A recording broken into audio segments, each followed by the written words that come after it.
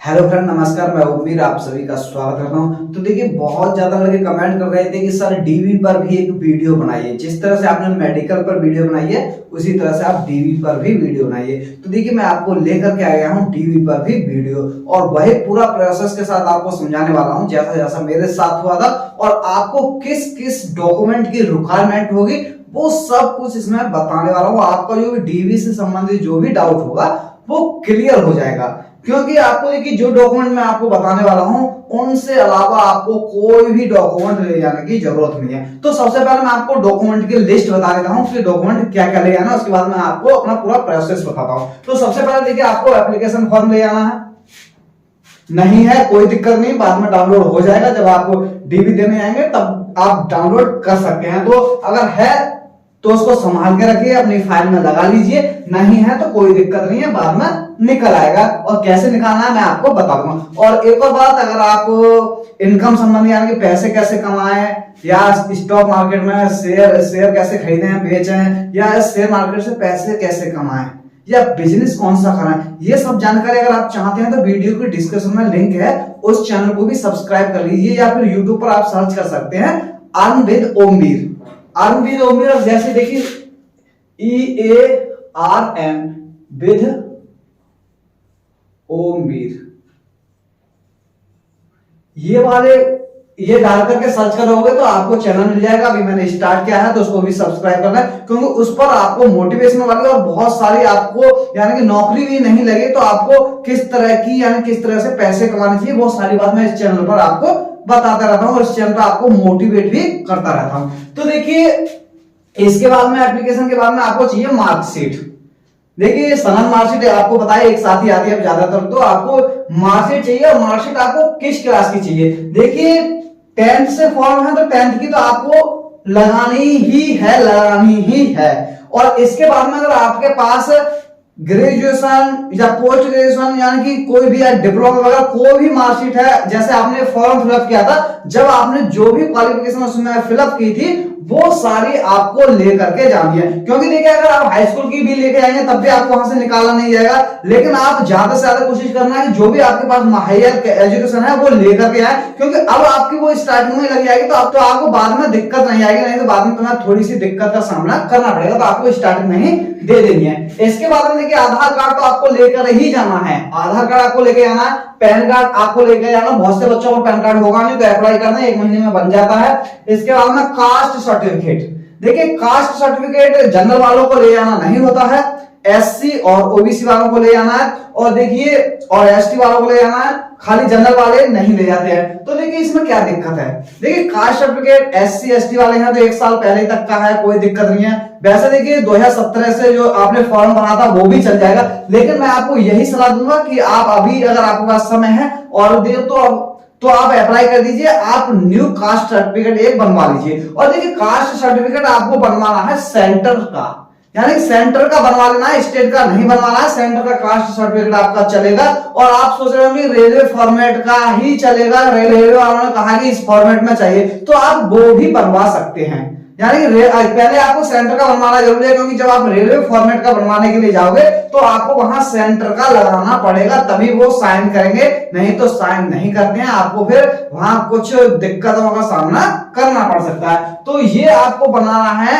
आप सेंटर का देखिए, मैं जो ले गया था, मैं तीनों ले गया था, स्टेट का भी ले गया था, सेंटर का भी लेके गया था, और मैंने जो साइन करवाए थे रेलवे फॉर्मेट वाले वो भी लेके गया था। लेकिन उन दोनों रेलवे फॉर्मेट वाला स्टेट वालों को नहीं पूछा था, मैंने सेंटर का लगा दिया था, वही मान्य होता है। वही ये समझिए कि अगर सेंटर का लगा दिया तो आपने सब कुछ कर दिया। तो यही है, आप ज्यादा घबराने देखिए, आपने नोटिफिकेशन पढ़ा होगा, वहां बात बात पर लिखा रहता है कि आप पर ये डॉक्यूमेंट नहीं है तो आपको बाहर कर दिया जाएगा, आप पर ये नहीं है तो आपको बाहर कर दिया जाएगा। देखिए, वहां ऐसा कुछ नहीं होता है। जैसे आप डॉक्यूमेंट यानी डीबी के लिए जाओगे तो देखिए, वहां बहुत ही अच्छे लोग बैठे होते हैं, आपके साथ पूरा कोऑपरेट करते हैं। अगर इनमें से आप कोई भी डॉक्यूमेंट घर पर भी भूल के चले जाते हैं तब भी वो आपको समय दे देते हैं और कह देते हैं मंगवा लीजिए। ये नहीं है कि आपको निकाल दिया जाएगा, वहां आपसे ये गलतियां हो जाती हैं, कोई डॉक्यूमेंट ले जाने में, कुछ हो जाने में, तो आपको वहां निकाला नहीं जाता। भले ही जो आपका नोटिस आता है उसमें लिखा रहता है कि आप पर ये नहीं होगा तो आपको बाहर कर दिया जाएगा, ये नहीं होगा तो आपको बाहर कर दिया जाएगा, लेकिन वहां ऐसा कुछ नहीं होता है। वहां बहुत ही अच्छे व्यक्ति बैठे होते हैं जो आपके साथ पूरा पूरा कोऑपरेट करते हैं। तो ये कास्ट सर्टिफिकेट की आपको पता चली होगी, बहुत ज्यादा लड़के डाउट में थे कि कौन सा बनवाए, कैसे बनवाए, किस तरह का बनेगा। तो तहसील से आप सेंटर का बनवा लीजिए, 15-20 दिन में भी बन जाता है ये। तो न्यू बनवा ले, पुराना हो उसको भी रखा है और न्यू बनवा ले, दोनों को साथ में लेकर के आपको जाना है। इसके बाद में देखिए जो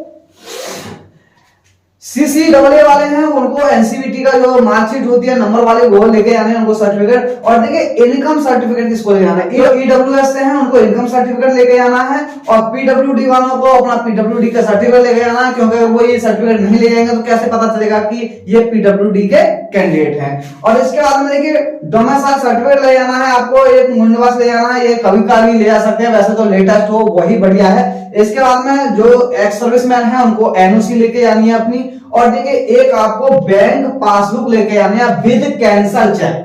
देखिए इसका विशेष ध्यान रखना है, कैंसल चेक लेके आना है। 3 कैंसल चेक मांगते हैं वैसे तो आपसे, तो एक चेक बुक होगी वो लेकर के आपको जाना। वहीं आपको देखिए इस तरह से कैंसल, इस तरह से लाइन खींच के उसमें कैंसल लिख देते हैं। देखिए बहुत ज्यादा लोगों के डाउट होंगे सर कैंसल चेक कौन सा होता है। देखिए वही चेक होता है, उसमें क्या होता है जैसे कि ये चेक है उसमें ऐसे लाइन खींच के उसमें कैंसल लिख दिया जाता है, बस कैंसल चेक बन जाता है, अपने हाथ से ही बन जाता है। तो आप घबराने की कैंसल चेक कैसे होगा वो होगा, तो ये कैंसल चेक वही होता है, यानी कि कैंसल चेक के साथ में आपको पासबुक लेके आनी है। देखिए मैं तो पासबुक लेके गया था वहां पर अपनी, लेकिन वहां मेरी पासबुक उन्होंने लगाई नहीं थी। उन्होंने खुद अपने जो रेलवे की जो बैंक थी उनकी, उन्होंने सभी के अकाउंट वहां एक तरफ से ओपन कराए थे। तो ये नहीं है कि आप पासबुक ना लेके आए, आपको पासबुक लेके जानी होगी, भले ही वो दूसरा अकाउंट वहां खुलवाना। वैसे तो ज्यादातर होता है, हर जगह नहीं होता है कि वो अपना अकाउंट खुलना, कहीं कहीं वो अपना अकाउंट खुलवा देते हैं, अपनी बैंक होती है तो सभी का एक साथ खुलवा देते हैं सैलरी अकाउंट, या फिर आप अपने घर से भी खुलवा करके ले जा सकते हैं, कोई भी दिक्कत नहीं है। इसके बाद में देखिए एडमिट कार्ड आपको CBT1 जो आपने दिया था वो, और देखिए जो पीटी है इसका एडमिट कार्ड लेके जाना, और इसके साथ साथ जब आपका डीबी का एडमिट कार्ड आएगा तो उसको भी आपको लेके जाना। देखिए अगर आपके पास ये नहीं है, खो भी गए हैं, तो कोई दिक्कत नहीं है, वहां दिक्कत नहीं होगी। लेकिन ये मांगे जाते हैं, ये नहीं है कि आपको इनके पीछे निकाल दिया जाएगा, आपके पास एडमिट कार्ड नहीं है आप बाहर जाइए, तो ऐसा नहीं होगा। घबराने बिल्कुल भी, आपके पास एडमिट कार्ड नहीं है तो कोई दिक्कत नहीं है, आराम से जाएं, टेंशन फ्री जाएं कि हाँ कोई दिक्कत नहीं है। मेरे से तो पूछा भी नहीं था, हालांकि मैंने लगा दिए थे, किसी से भी नहीं पूछ रहे थे, बस आपको लगा रहे थे। जो मेन चीज होती है जो मैं आपको बता दे, जो मैं जो बता देता हूं कि ये ना हो तो कोई दिक्कत नहीं, तो इनमें इतनी बड़ी दिक्कत नहीं आती है। इसके बाद में फोटो आप अगर पुराने हैं तो चल जाते हैं, अगर पुराने आप पर रखे हैं 2 महीने 1 साल के भी है ना आपके पास, वो भी चल जाएंगे, कोई दिक्कत नहीं है। और नहीं है तो आप फोटो कराना है, आपको फोटो जो लेके आने हैं वो 10 से 15 फोटो, यानी कि 10 से 15 फोटो आप लेकर के जाए। जरूरत तो ज्यादा की नहीं पड़ेगी, 6-7 की जरूरत पड़ेगी, लेकिन आप 10 से 15 कराना। देखिए 15 फोटो कराने वाले पे आएंगे तो वो भी 16 से कम करेगा नहीं, तो इससे बढ़िया होगा कि जिन्होंने नहीं करे हैं तो वो इतने ले आए, जिनके पास 10-12 फोटो पड़े हैं तो वो 10-12 फोटो लेकर के जा सकते हैं। ये तो आपको डॉक्यूमेंट है जो रिक्वायरमेंट है। अब आपको करना क्या है, देखिए जितने भी डॉक्यूमेंट है आपको सबकी 6-6 कॉपी लेकर के आनी है, सबकी 6-6 कॉपी कराना। ये मत करना कि मैं 2 ही कराऊंगा, 3 ही कराऊंगा, 2 मांगे 3 मांगे, आप 6-6 काट के होगा क्या, वहां आपसे कहा जाएगा फोटो कॉपी लाइए, फिर आप वहां भागोगे, फोटो कॉपी की दुकान ढूंढोगे। हालांकि मिल हर जगह जाएगी, आपको हो जाएगा, लेकिन आप हड़बड़ी में कहोगे यार दुकान कहाँ है, 1 किलोमीटर जाना पड़ रहा है, 1.5 किलोमीटर जाना पड़ रहा है, तो वहां दिक्कत आ सकती है। तो इसलिए घर से ही ये सारी चीज रेडी करके जाए, 6-6 फोटो कॉपी। देखिए होगा वहां 3 फाइल तैयार कराए जाते हैं, file number 1, file number 2, file number 3। देखिए इनमें से 3-3 सेट, यानी कि आपको सभी की एक करके 3 सेट बना लेने, वो आपको घर से तैयार करके ले जाने। एक आपको पंच मशीन ले जानी है और एक आपको कोई भी गोंद लेके आना, जिससे कि आप वहां अगर फोटो चिपकाने के लिए जरूरत पड़े गोंद की, तो एक गोंद भी लेकर के अपने ही साथ जाए, आपको किसी से मांगना ना पड़े। और 2 पेन लेकर के आए, ब्लू पेन लेकर के आए, क्योंकि वहां फॉर्म वगैरह भरवाया जाता है, तो वहां ये ना कहें यार पेन नहीं है, पेन चल नहीं रहा है, दूसरे से किसी से मांगू, तो ये दिक्कतों का सामना आपको नहीं करना पड़े, तो ये व्यवस्था आपको करनी है। देखिए जैसे आपका किसी डेट का डीवी है तो आपको करना क्या है, एक दिन पहले जाना है, देखिए जो आपका डीवी होगा वो स्टेशन से 1 या 2 किलोमीटर के अंदर होगा। जैसे कि यहाँ आपका स्टेशन है तो इतने एरिया में यानी कि 2 किलोमीटर के अंदर ही आपका डीवी होगा।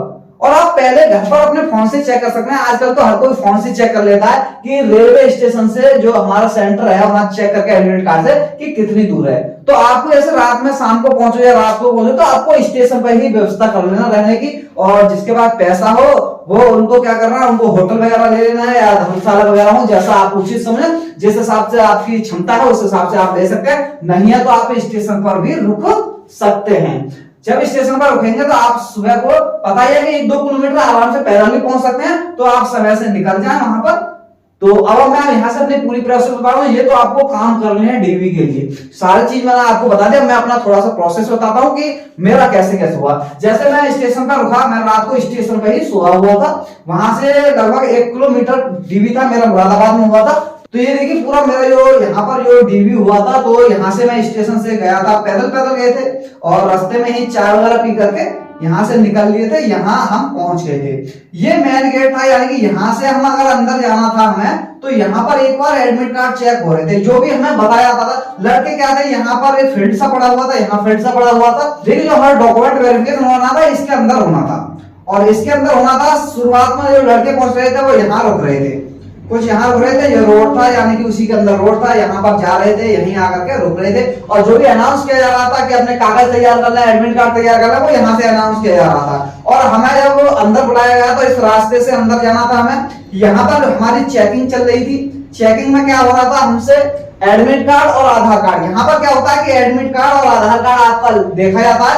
आधार कार्ड और एडमिट कार्ड देखने के बाद में आपको अंदर भेजा जाता है। अंदर फिर क्या होता है, अंदर फिर यहाँ बैठाया जाता है, यहाँ बिठाया जाता है। यहाँ आप बैठोगे अंदर। यहाँ बैठने के बाद में क्या होता है, यहाँ पर आपसे देखिए लाइन लगवा दी जाती है, लाइन से बैठिए। उसके बाद में आपको जो भेजा जाता है, देखिए इसके बाद में जो हमें भेजा गया था यहाँ पर, हमें क्या हुआ था कि हमारा तो एक बैंक पासबुक भी खुलनी थी। तो यहाँ पर सभी के पहले तो उन्होंने बैंक के यानी कि अकाउंट था, वो सभी का अकाउंट ओपन किया। पहले सभी के अकाउंट ओपन कर रहे थे और बैंक अकाउंट ओपन होने के बाद में यहाँ पर क्या हो रहा था, यहाँ पर बायोमेट्रिक हो रही थी, यानी कि चेकिंग। वहां तो आधार कार्ड और वो चेक कर लिया गेट पर, यहाँ पर एडमिट कार्ड। यहाँ पर बायोमेट्रिक हो रही थी, बायोमेट्रिक के साथ साथ यहाँ भेजा जा रहा था। यहाँ भेजने के बाद में जैसे ही हमारी बायोमेट्रिक कंप्लीट होगी, सफल हो गए। या तो देखिए हमारे साथ जब मेरा हुआ था तो 2-3 लड़कों का अंगूठा मैच नहीं किया था, 2-3 का मैच नहीं किया था। तो उनको पहले तो कह रहे थे कि 2-3 फर्जी आ गए, फर्जी आए। बाद में पता नहीं वो फर्जी थे या कैसे थे, उनका बायोमेट्रिक मैच नहीं हुआ था, तो वो उनको यहाँ से अंदर ही नहीं आने दिया। अगर आपका बायोमेट्रिक नहीं हुआ तो फिर आपको यहाँ से अंदर नहीं आने देगा, यहाँ से आपको बाहर भेज दिया जाएगा और आपकी जांच की जाएगी कहीं आप फर्जी तो नहीं हो। तो यहाँ आपका पूरा प्रोसेस होने के बाद में हमारी जो कागज वगैरह थे वो यहाँ सारे लिए जा रहे थे, यहाँ कागज लिए जा रहे थे। इसके बाद में हमें क्या हो रहा था, यहाँ पर इस रास्ते से एक रूम था। यहाँ ये जो रूम था इसमें टेबल पड़ी हुई थी, जैसे 1 2 3 4 5 6 7 8, ये पूरा हॉल था बड़ा सा, इसमें टेबल पड़ी हुई थी। और हमें यहाँ भेजा था, यहाँ हमें बताया रहा था कि आपको 14 नंबर टेबल पे आना है, 15 नंबर टेबल पे आना, 16 नंबर टेबल पे आना। तो यहाँ से आपको टेबल पर उस वाले टेबल पे जाना था। टेबल पे चले जाते हैं तो यहाँ क्या होता है, जितने लड़के ऐसे इस टेबल पे 20 लड़के आए तो ये वाले जो अधिकारी थे ये वाले, ये उन 20 के पूरे कागज कलेक्ट करेंगे, फुल कागज कलेक्ट करेंगे। कई जगह साइन कराते हैं, यानी जो भी होता है फुल चीज कराते हैं। यहीं आपका एनपीएस अकाउंट भी ओपन किया जाता है, जो एनपीएस अकाउंट भी यही ओपन किया जाता है। यानी कि सारे काम आपको जो होने हैं इसी टेबल पर होने हैं। जिसको जो टेबल मिलेगी, यानी कि किसी को ये वाली टेबल मिली है, किसी को ये टेबल मिली है, तो उसी टेबल पर आपको सारे कागज दिए जाते हैं। आपके जितने भी मार्कशीट वगैरह सब्जेक्ट वाले सारे डॉक्यूमेंट हैं वो यहाँ पर आपको दिए जाते हैं। पर यहाँ से एक आपको एक फॉर्म दिया जाता है, एक फॉर्म दिया जाता है। जैसे कि मुझे एक फॉर्म दिया गया, तो यहाँ देखिए ये है दिल्ली जोन, पहले ये चंडीगढ़ जोन था, ठीक है। अब इसमें क्या था, 7 डिवीजन थे और आपको वहां से भरवाया जा रहा था कि आपको कौन सा लेना है। जैसे मेरा था मुरादाबाद, दिल्ली था, अंबाला था, ऐसी तरह से 7 थे। तो मैंने पहले पे भरा था मुरादाबाद, दूसरे पे दिल्ली भर दिया था, तीसरे पे अंबाला भर दिया था। तो मुझे पहला ही मुरादाबाद मिल गया था, यानी कि मुझे पहला ही मिल गया था। अब देखिए ये पूरा जोन है, तो आप यही तो देखेंगे कि आपके घर से कौन सा डिवीजन पास में है। यानी कि जो डिवीजन आपके पास में होगा आपको वो भरना है। अगर आपको पता ना चले तो आपको करना क्या है, फोन पे सर्च कर लेना है कि हमारे घर से कौन सा डिवीजन पास पड़ेगा, तो आपको वही डिवीजन पहले नंबर पर भरना है, दूसरे पे, तीसरे, तो किसी में 6 डिवीजन होंगे, किसी में 7 होंगे, किसी में 8 होंगे, तो उस हिसाब से आपको क्रम से दे दिया जाता है कि आप ये डिवीजन भरिए। तो मैंने तो मुरादाबाद भरा था, मुझे ज्यादातर तो जो आप पहला भरोगे वही मिलने का चांस 99.99% चांस यही रहते हैं, आपको जो पहले नंबर पर भरोगे वही मिल जाएगा। अब ये मेरा ये हुआ था मुरादाबाद, मैंने भर दिया था और यहाँ पर फिर ये जमा कर दिया था। ये पूरे ये समझिए कि 7-8 घंटे की प्रोसेस होती है ये पूरी, यानी यहाँ ये कागज रेडी करते हैं, आपकी पूरी फाइल तैयार की जाती है, यहाँ भी ये काम करते हैं, और फिर आपके पूरे डॉक्यूमेंट, और आपको कई बार साइन करने के लिए भी ये यहाँ पर बुलाते हैं। जब ये साइन फाइन करने के लिए फिर ये भी अपना काम पूरा करते हैं। इनको काम क्या करना होता है, जैसे कि एक मुरादाबाद डिवीजन हो गया, दिल्ली डिवीजन हो गया, अब इन डिवीजन में भी सब डिवीजन होते हैं। जैसे मुझे मुरादाबाद डिवीजन मिला, मुरादाबाद डिवीजन के अंदर भी सब डिवीजन थे, जो चंदोसी था, हापुड़ था, इस तरह से 8-10 इसमें भी सब डिवीजन होते हैं। तो ये काम क्या करते हैं, ये हमने तो अपने हिसाब से ये भर लिया, अब ये देखते हैं कि इन्होंने कौन सा भरा है पहले बार और वहां वैकेंसी है या नहीं। तो ये देखिए पहला नंबर पे भर दिया हमने मुरादाबाद, तो इन्होंने मुरादाबाद सेलेक्ट किया। अब ये देखेंगे कि जो लड़के इनकी उसमें है इनको कौन सा देना है, जैसे इनको अगर चंदोसी देना है तो ये चंदोसी देंगे, इनको अगर हापुड़ देना है तो हापुड़ देंगे, यानी जो भी सब डिवीजन होंगे इनके पास ये रहता है कि आपको जो भी लड़के आपके पास ना आपको इस सब डिवीजन में भेज देने हैं, इनको इस सब डिवीजन में भेज देना है, इनको इस सब डिवीजन, इनको दे दिया जाएगा। तो ये इस तरह से अपने अपने सब डिवीजन में बच्चों को भेज देते हैं। बाद में क्या होता है कि ये अपनी पूरी फाइल जैसे ही तैयार कर लेते हैं। ये वाला जो फील्ड था यहाँ फिर हमको शाम को, मेरे को तो शाम हो गई थी, रात हो गई थी, यानी कि यहाँ पर ये समझिए कि 6-7 बज गए थे जब हमें यहाँ लाइन पर बिठाया था। यहाँ लाइन पे बिठाने के बाद में क्या होता, हम लाइन पे बैठ गए थे, यहाँ पर अधिकारी आके खड़े हो गए थे, यहाँ से उन्होंने बताया था, नाम बताते थे, उन्होंने एक लेटर सा तैयार किया, उसमें लेटर नाम से बुला लेते थे, नाम जो भी नाम है, जैसे मेरा नाम है मेरे नाम से बुला लिया, मैं खड़ा हो गया कि हाँ, तो वो लेटर मुझको दे दिया। अब उन्होंने बताया, जब मैंने लेटर में देखा तो मैंने देखा कि ये तो मुझे हापुड़ मिला है, तो उस लेटर में आपको पता चल जाएगा आपको कौन सा सब डिवीजन मिला है। तो उस लेटर को जो आपको मिलेगा यहाँ पर, उसको लेकर जो आपको यहाँ जो मिला है आपको वहां पर जाना होता है। एक यहीं से आपको क्या होता है, मेमो मिलता है मेडिकल के लिए, तो यहाँ से मेडिकल के लिए मेमो मिलेगा, मेडिकल आपको कराना है। तो देखिए इस तरह से आपका डीवी पूरी तरह से हो जाएगा, यानी कि डीवी में यही प्रोसेस होता है यहाँ, तो ये पूरा प्रोसेस होता है। तो आपको देखिए इसमें घबराने की बिल्कुल भी जरूरत नहीं है। होगा क्या, आप घबराएंगे कहीं यार कोई कागज कम तो नहीं है, कहीं रिजेक्ट तो नहीं कर रहे हैं, वहां दिक्कत क्या करते हैं लड़के, क्या करते हैं साइन में भी दिक्कत करते हैं, कहीं साइन मेरे यार कहीं साइन टेढ़ा ना हो जाए। आप साइन बेधड़क ये जो आप करते हैं वो कर दीजिए। अब ये मत देखिए वहां मैंने कैसे साइन किए थे, ऐसा सोचोगे ना और गलत कर दोगे, फिर जैसे आप साइन करते हैं उसी तरह से आप साइन कर दीजिए। तो उम्मीद है कि जो भी मैंने अपनी प्रोसेस बताई आपको समझ में आ गया होगा, फुल चीज आपको समझ में आ गया होगा। हालांकि वीडियो जरूर बड़ी होगी ये, लेकिन ये चीज आपको अच्छे से समझ में आ गई होगी। अगर आपने ये चीज समझ ली अच्छे से तो आपको कोई दिक्कत नहीं, आप टेंशन फ्री जाइए, आपको कुछ नहीं करना है, आप नॉर्मली ये कागज लेके चले जाइए, वहां कुछ नहीं होगा। आप बस ये समझिए कि अगर डीवी में जैसी नंबर आता है तो आपका ये समझिए कि आप फाइनली सेलेक्ट हो गए, डायरेक्ट आपका सिलेक्शन हो जाएगा। फिर बहुत ही कम % चांस होते हैं कि आप वहां से निकाले जाओ। इस बार की कट ऑफ है जो इतनी हाई नहीं जाने वाली है। तो देखिए इस वीडियो में बस इतना ही। अगर वीडियो अच्छा लगा हो तो वीडियो को लाइक शेयर जरूर करें, और जो मेरे चैनल पर नए जुड़े हैं चैनल को सब्सक्राइब जरूर करें। तो थैंक यू, धन्यवाद, जय हिंद, जय भारत।